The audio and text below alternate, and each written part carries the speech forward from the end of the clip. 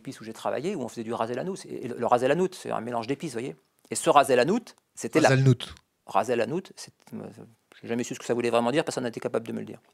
Donc en fait, ce produit-là, c'était vraiment la poubelle de l'entreprise. Mais la poubelle au sens véridique, c'est-à-dire que tous les lots qui avaient un problème, que ce soit d'insectes, de moisis, de corps étrangers, de date de péremption, etc., tout passait dans le ras el hanout. C'est ma mère qui va être contente.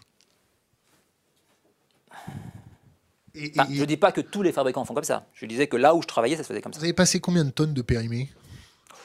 Je ne saurais pas vous le dire, parce que moi, j'étais aux achats. Donc j'achetais les matières. Si ensuite le produit se périmait en stock, moi, je n'en avais pas forcément connaissance. Ça, c'était de la responsabilité de la production, on va dire. Alors, comment vous pouvez affirmer que vous avez passé des produits périmés? Bon, parce que je le savais, parce que des fois, on me disait, bah voilà, il y a tel produit, parce que je faisais du trading aussi, du négoce. Donc on me disait, voilà, tel produit va être périmé, il faudra le revendre. Tel produit va être périmé, il faudrait s'en débarrasser. Tel produit, on ne l'a pas vendu. On a eu un retour d'un client. Voilà, un client nous a retourné 10 palettes parce qu'il ne les avait pas lui-même vendues et qu'elles étaient périmées. Donc, voilà. Et puis moi, j'étais au comité de direction. Donc, au comité de direction, tout se dit quasiment. Donc, au comité de direction, le directeur industriel disait, voilà, j'ai eu un tel qui nous a renvoyé 10 palettes de mayonnaise. Maintenant, on n'est plus dans les clous. Elle va avoir un goût de rance. Qu'est-ce qu'on en fait? Le directeur lui disait, bah, tu la repasses à 10%, 15% dans la commande de tel client. C'était extrêmement courant.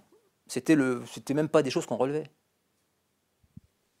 Non, enfin voilà. Si tu veux, comme on avait...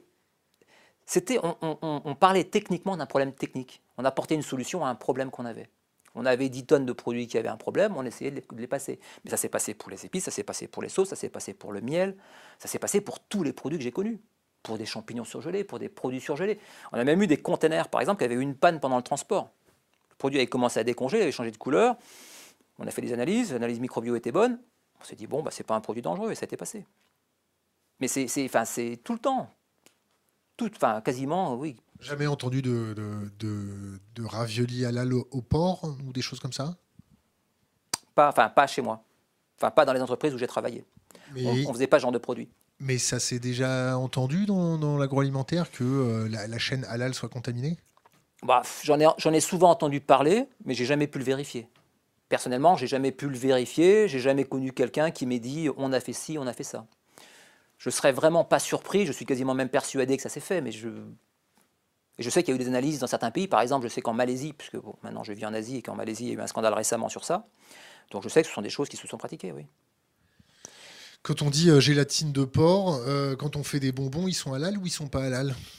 Bah, je ne suis pas un spécialiste de l'halal, moi, donc je ne saurais pas vous dire quels sont précisément les critères. Bon, la gélatine qui vient des os de porc ou de la peau de porc, c'est forcément, à mon avis, pas halal. Ouais, la question était provoquée. Donc la gélatine de porc ne doit pas être halal, je suppose.